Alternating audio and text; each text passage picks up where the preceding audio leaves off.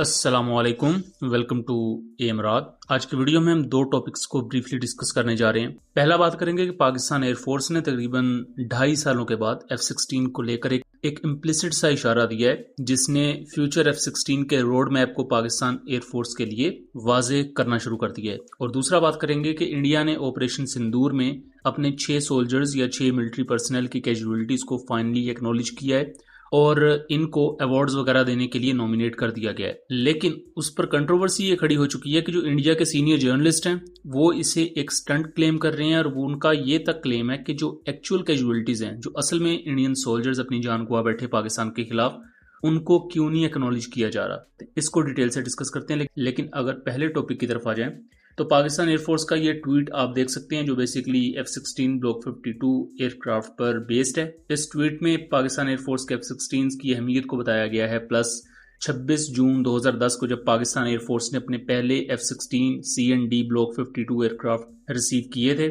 उस पूरे मोमेंट को यहाँ पर रीराइट किया गया। और इसके साथ साथ इस चीज को भी हाईलाइट किया गया कि क्यों F-16 आज भी पाकिस्तान के लिए बहुत ही ज्यादा इनेविटेबल है।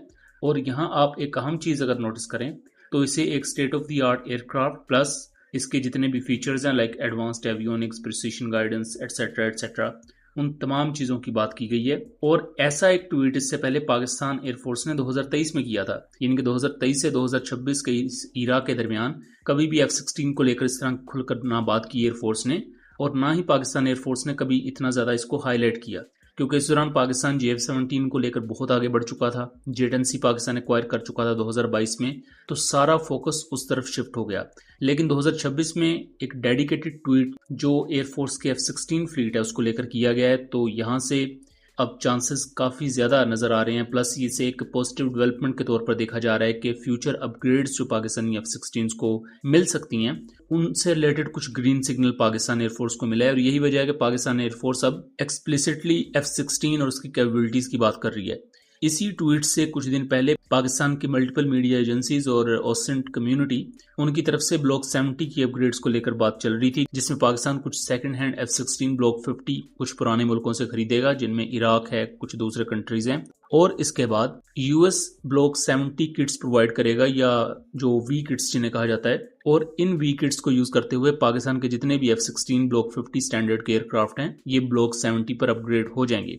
इसके साथ साथ लॉन्ग रेंज BBR मिसाइल्स को लेकर भी इससे पहले मल्टीपल न्यूज एजेंसीज क्लेम कर चुकी हैं कि US उनको देने के लिए रजामंद है, बिकॉज US चूंकि उनका ओरिजिनल इक्विपमेंट मैन्युफैक्चरर है, तो पाकिस्तान को अगर AIM-120 के इनहेंस्ड वेरिएंट्स चाहिए लाइक D3 वेरिएंट या D वेरिएंट, तो उसके लिए अमेरिका का और कांग्रेस का अप्रूवल जरूरी है। लास्ट टाइम भी ट्रंप एडमिनिस्ट्रेशन के कुछ ऑफिशियल्स की तरफ से इजाजत दे दी गई थी।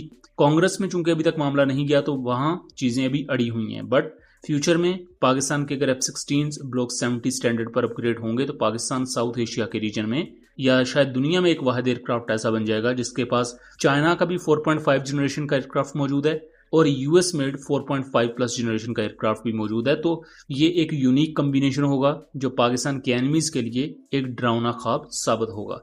अब आ जाते हैं अपने दूसरे टॉपिक पर। तो इंडिया ने अपने 6 सोल्जर्स जिन्होंने अपनी जान गंवाई ऑपरेशन सिंदूर में, उनकी डिटेल्स को अनवील की है। और अगर मैं उनके नाम वगैरह आपको बताऊं तो वो यहाँ आप देख सकते हैं, इनके नाम, इनके रैंक। और इंडिया का ऑफिशियल क्लेम ये है कि ये 6 सोल्जर्स पाकिस्तान के खिलाफ लड़ते हुए अपनी जान गंवा बैठे। लेकिन इंडिया को तकरीबन 1 साल बाद ही क्यों याद आया कि भाई हमारे ये 6 सोल्जर्स हैं? इससे पहले ओपनली कभी ये बात नहीं की गई। प्लस एक और अहम चीज कि 28 जुलाई 2025 को इंडिया का डिफेंस मिनिस्टर राजनाथ सिंह ने अपनी असेंबली में खड़े होकर यह कहा था कि किसी एक सोल्जर को कोई इंजरी भी नहीं हुई ऑपरेशन सिंदूर में, और अब 6 सोल्जर्स की कैजुअलिटीज को खुद इंडिया एक्नॉलेज कर रहा है। इसके साथ साथ जो सीनियर इंडियन जर्नलिस्ट हैं वो इसको एक ड्रामा करार दे रहे हैं, और यहां तक क्लेम किया जा रहा है कि इंडिया ने जितनी कैजुअलिटीज बताई हैं, एक्चुअल कैजुअलिटीज इससे कहीं ज्यादा है। और इसी तरह इंडिया सिर्फ इन 6 सोल्जर्स को दिखा के अपनी एक गेम स्ट्रॉन्ग करेगा पब्लिक के सामने, और उस PR गेम के पीछे जो बाकी सोल्जर्स इंडिया के मरे,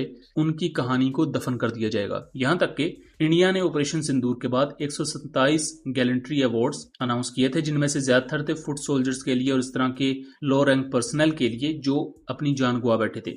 उस वक्त के लिए इंडिया ने यह क्लेम किया कि इनमें से कई इंसिडेंट्स ऐसे थे जिसमें रोड इंसिडेंट की वजह से, या आप कह लें व्हीकल जिसमें उलट जाती है, अक्सर औकात आपने कश्मीर में देखा होगा, और इस तरह के दूसरी इंसिडेंट में जो सोल्जर्स मरे उनको ये अवार्ड्स दिए जा रहे हैं। बट स्टिल हम सब जानते हैं कि इस तरह के एक्सीडेंट में अगर कोई सोल्जर मारा जाए या वो अपनी जान गंवा दे तो उसको इतने बड़े अवार्ड्स नहीं दिए जाते। तो वहीं से ही चीजें फिशी फील होना स्टार्ट हो गई थी कि एक्चुअल कैजुअलिटीज बहुत ज्यादा हैं, लेकिन इंडिया ने यहाँ सिर्फ 6 कैजुअलिटीज बता के अपना पल्ला झाड़ा है।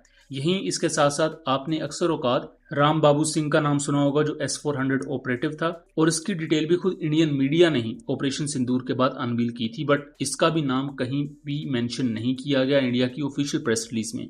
तो ये जो 6 सोल्जर्स दिखा के अपना पल्ला झाड़ा गया है, इससे खुद इंडियन मिलिट्री एक्सपोज हुई है और इंडियन गवर्नमेंट, और किस तरह जो बाकी सोल्जर्स हैं जिन्होंने अपने मुल्क के लिए लड़ते हुए जान दी उन्हें बिल्कुल साइडलाइन कर दिया गया। और ये 6 सोल्जर दिखा के कि भाई देखो हमने तो बिल्कुल सच्चाई का साथ देते हुए अपने ये 6 कैजुअलिटीज दिखा दी, जबकि इससे बड़ा मजाक ही कोई नहीं है और खुद इंडियन साइड पर इसको लेकर बहुत ज्यादा क्रिटिसिज्म हो रहा है। सो दोस्तों, ये था एक एनालिसिस। उम्मीद करता हूँ चीजें क्लियर रही होंगी। वीडियो पसंद आई हो तो इसे ज्यादा से ज्यादा शेयर कीजिएगा ताकि इस तरह के मजीद इन्फॉर्मेटिव वीडियोस हम आपके लिए लेकर आ सकें। मिलेंगे अगली वीडियो में, तब तक के लिए अल्लाह हाफिज।